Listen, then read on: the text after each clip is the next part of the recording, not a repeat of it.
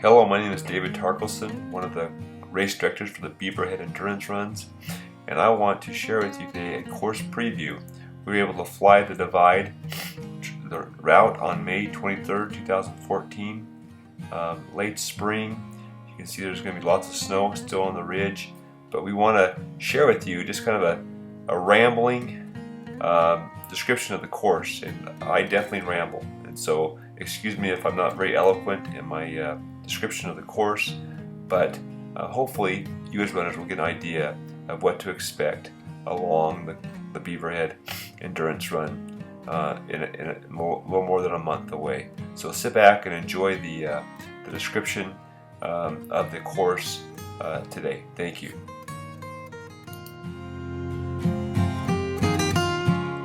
We are flying up to the start of the 100K. You can see a small circular parking lot next to Railroad Canyon Road. On the left, with the road diverging to the left, that is the parking lot at the top of Lemhi Pass and the start line of the 100K.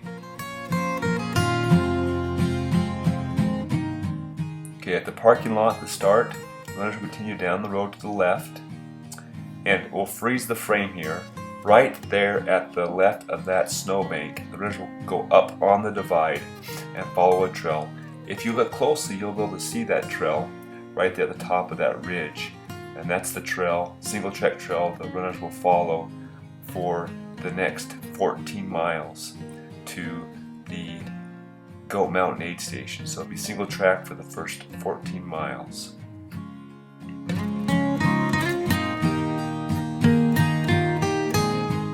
From the 100K start up to the first aid station, which is Digmore Mine aid station at mile 5, the runners will have a general climb of about 1,100 feet over the 5 miles.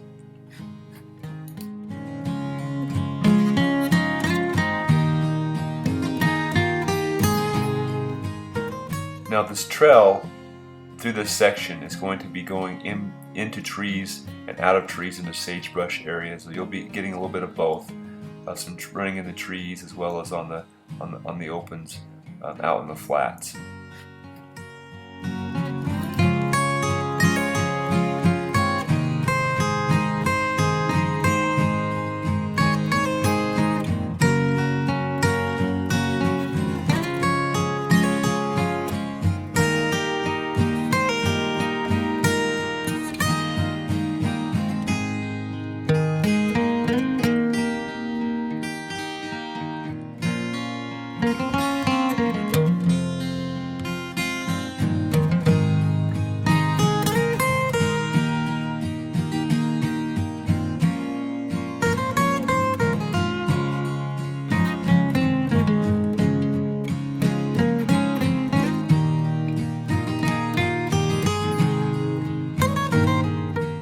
Now the trail is over to the left, and we're coming up on a road that cuts across the mountain, and we will stop the frame here. Where the trail crosses that road is the Digmore Mine aid station, and that is at mile 5 on the 100K course.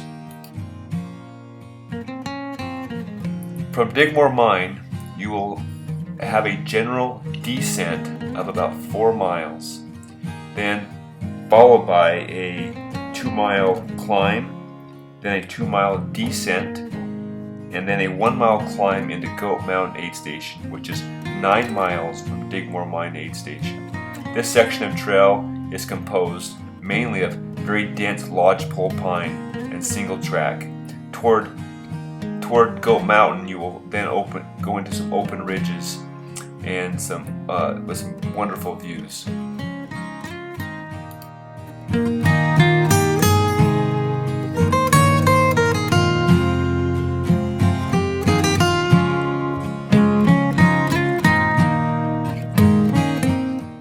For your information, the trail is located right below the plane, and right there at that opening area, the trail takes a left and goes and skirts along the left side of that open ridge in the sagebrush. Beautiful wildflowers. You can see an actual fence on top of the ridge, but the trail will be down off to your left a little bit before climbing back up onto the divide a little bit later.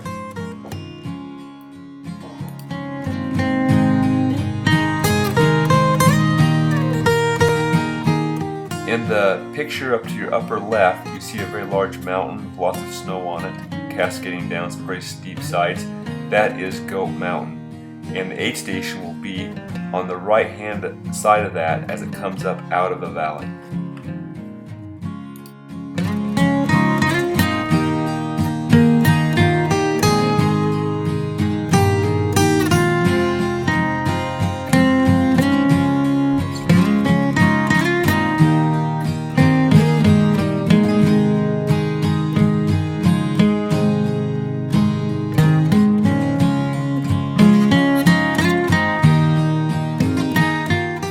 If you look closely on the top of the divide, you can actually see the outline of a trail that is meandering along the top of the ridge. That is the trail you will be following.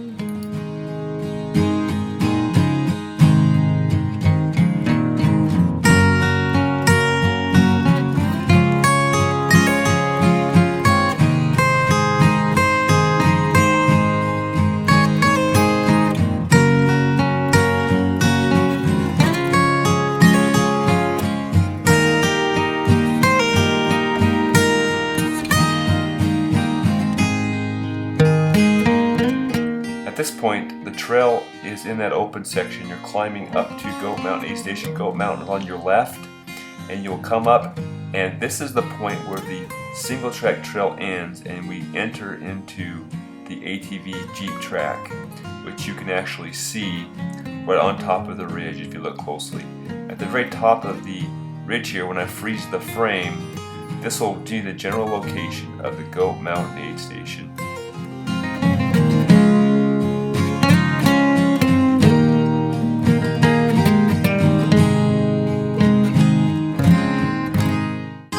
The trail continues along the top of the divide, coming in and out of the trees, and we are getting to the point here. As you can see in the distance, we will be entering the highest point of the 100K course, and that takes place on the top of this next plateau, and the elevation at that point will be 9,400 feet.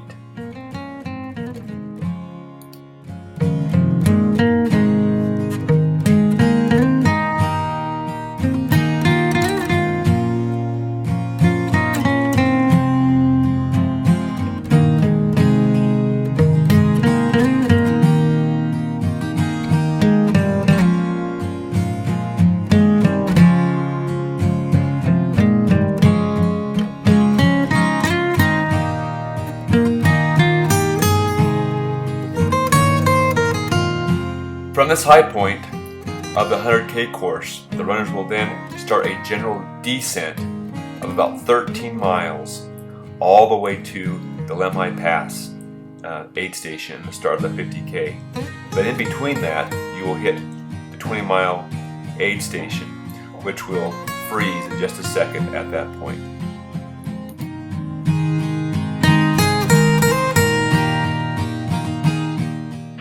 This is the approximate location of the 20-mile aid station.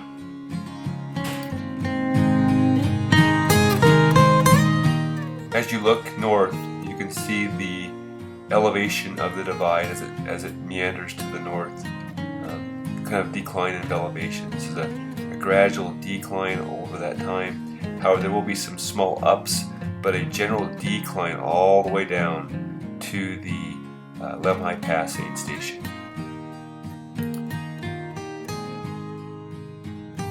As you watch this video, the plane is often flying on the Montana side of the divide, so you got to look at that ridge line on the left as it descends into the distance. That is the ridge you will be following. That is the divide. So you will not be dripping down into these deep valleys below the plane or on the left of the ridge, but you'll be following the general undulation of the divide itself on the left-hand side of the screen as it meanders north west toward Canada. We're now approaching Lemhi Pass. You can see it over on your right. Of course, you'll be running on the ridge on your left. And from the high point of the 100K course, you're dropping about 2,400 feet over those 12 to 13 miles. So we're now taking a sharp right turn as the divide turns to the east. therefore the sun's going to be in our face for a short period of time. But there's a drastic drop off these last few miles into the aid station, and the 50K start as well.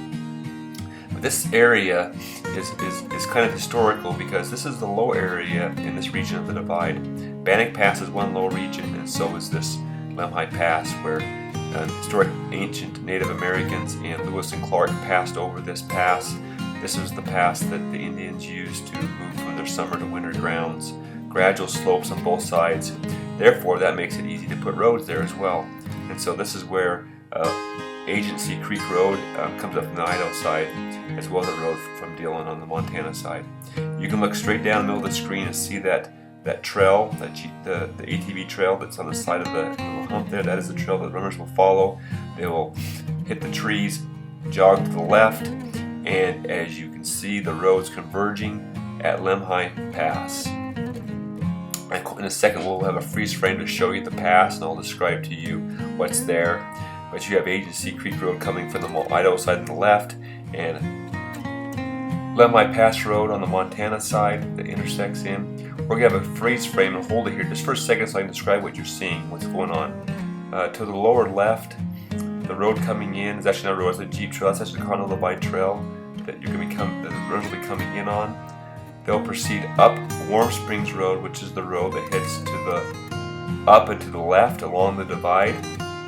That road actually winds along adjacent to the divide for several miles and drops down into 17 Mile, which is located on Highway 28. And therefore people can enter either via Agency Creek Road on the Idaho side or Lemhi Pass Road on the Montana side, and they can work their way down Warm Springs Road to the finish line. Now, the trail actually goes up the Warm Springs Road for a short time. You can kind of see that clearing area in the middle of your screen. There's actually a circular parking lot there. Just to the left of that long, skinny snowbank is a parking area. That will be the aid station location for the 100K, as well as the start line for the 50K. Now from that point, runners will not follow the Warm Springs Road. They'll actually take a trail that goes straight up through that sagebrush area into the trees. And from this point, the runners will have 20 plus miles of single track trail all the way to about 1.5 miles before Yonke Lake Aid Station, and the last 10 miles of the 50K and 100K. Now, from this point, we'll have people helping you park your vehicles, crew that's coming up to watch the start of the 50K or coming to watch runners come through for the 100K. We'll have direction on where to park at when you get up there. But we do ask you exit via Warm Springs Road, which is the road that heads to the north in this picture. Now, from this point, the runners will the 100K runners will keep going, and the 50K will start. You'll have about a 2-mile climb from about 7,400 feet back up to about 8,200 feet.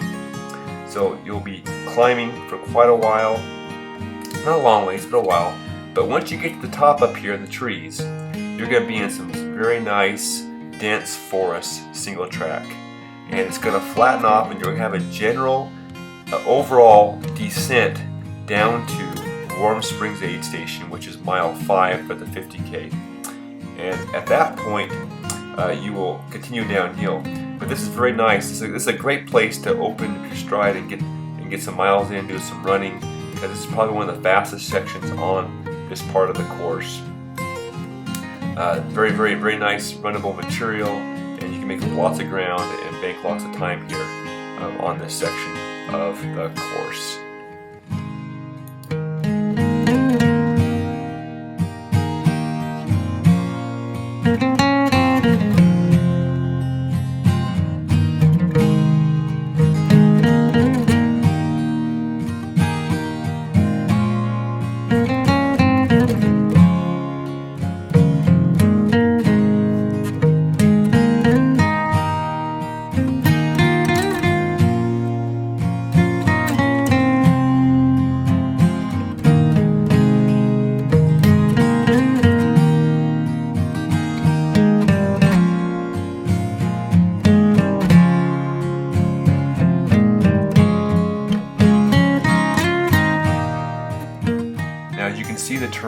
you're going to be making some nice descent down into Warm Springs aid station. That will show up in a second in a freeze frame. You can see the Warm Springs road on your left. As soon as that road jogs to the left, right here on the left hand side of the screen, that is going to be the location, about 20 feet inside the trees. There will be location of the Warm Springs aid station, mile 5 on the 50K. At this point, Warm Springs Road drops off the divide, and we have a bunch of single track continuing on. You'll run into some logging areas that have been logged in the past.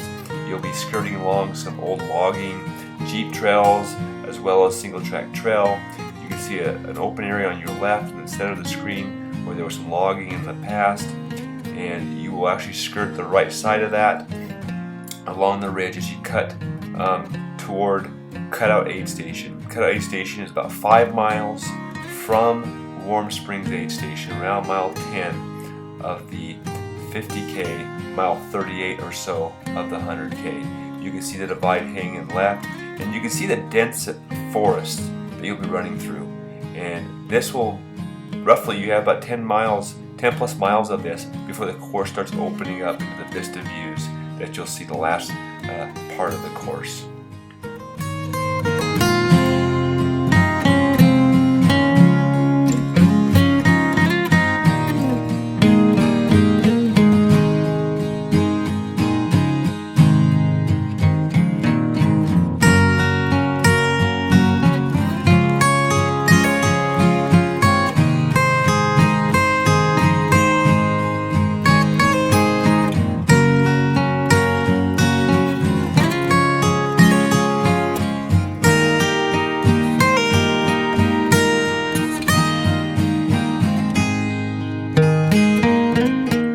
Coming up here, the divide takes a sharp turn to the right, and you can see some old logging roads. The trail is actually in the trees. It's a single track trail. But at this point, in just a second, when the frame freezes, that will be the point roughly where Cutout Aid Station will be located.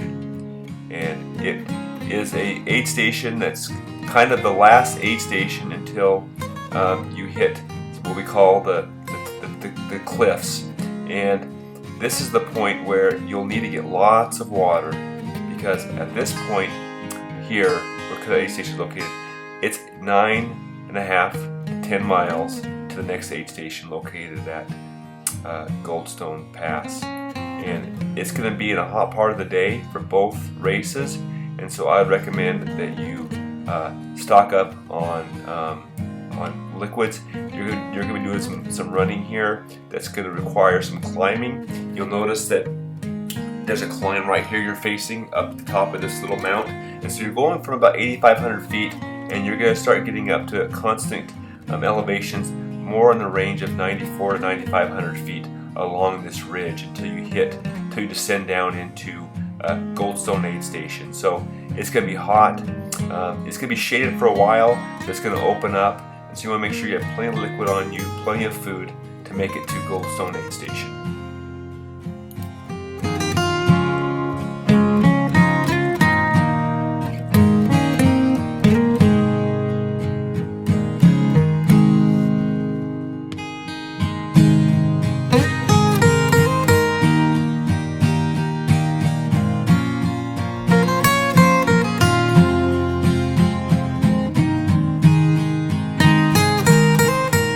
Now you can see as you're traveling through the trees in this view, you can see the natural jump in elevation as you're going from about 9,000 feet all the way up to about 95 and into the 10,000 foot range. This is really a major jump in elevation.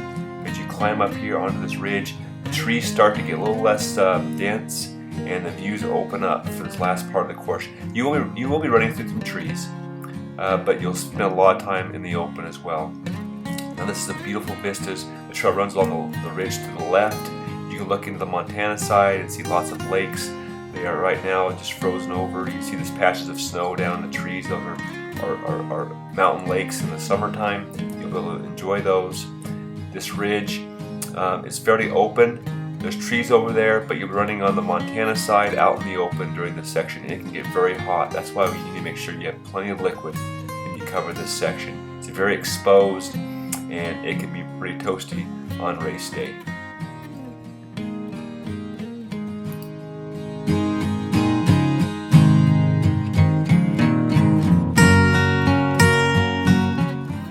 Now on the ridge in the center of the screen, you see that peak. That's a saddle. You'll climb up that onto that peak, and you'll descend off of that peak into the low area, which is Goldstone Pass. And you will have a freeze frame here in a second to kind of help you kind of see that little tree area there, the low part of the divide, the ridge. That is Goldstone Pass, and there'll be an aid station there. There is a cutoff there that runners must make it there by 6 p.m. or they will be stopped and taken off the course at that point. Now that aid station will be accessed via the Montana side of the divide. Now from Goldstone Pass, we climb back up into these mountains, and you'll see yourself climbing up and then descending down into the next kind of undulation in the ridge. And you got about 6 miles to go before Yonke Lake aid station, and you got an hour and a half to make it there. If you're at the 6 o'clock cutoff and you leave by 4 or 6 o'clock, the cutoff at Yonke Lake aid station will be at 7:30, and you will be following that ridge on the left. And you can look over and you can see Cowbone Lake on your right, down below the lower right-hand side of the screen. Some great fishing there, by the way. And the next lake coming up here, the figure 8 shaped lake, is called Dark Horse Lake. And the divide follows on the Idaho side of this rocky ridge. The Idaho side is much more gradual in its slope than the Montana side, which is very steep.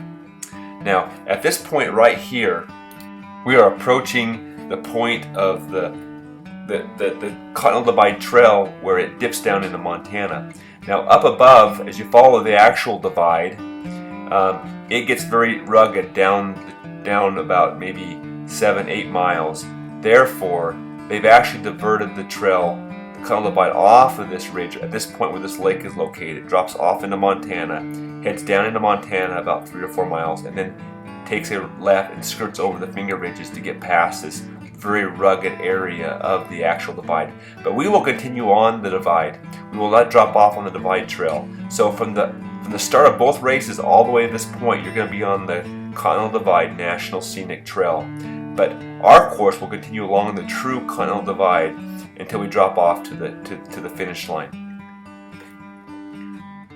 Now, at this point, the route you'll be following will be a jeep road for about 1.5 miles until you hit Yonke Lake aid station. It basically follows on slightly on the Idaho side on the more gradual slope, and it goes up. It goes across this steep mountain here, dips back and down into a saddle. The lake coming up on your left, on your right, excuse me, down in Montana, the snow-covered lake, that is called Yonke Lake. And at this point, up on your left, that is Yonke Lake aid station. It's one of the highest points on the course of 10,000 feet, and you will continue on a boulder scree field from this point forward. There'll be no more trail to follow. This will be for the first section, maybe a mile or so, you're going to be jumping over boulders, small boulders, it's a very runnable section. But you're going to hit a point here where we call the China Wall, and it is going to be a scree field of large loose rocks. You're going to take your time over it. It's very slow moving. Don't want to be moving too fast. Don't want to break their legs, sprain their ankles. But it's very doable. It's very enjoyable.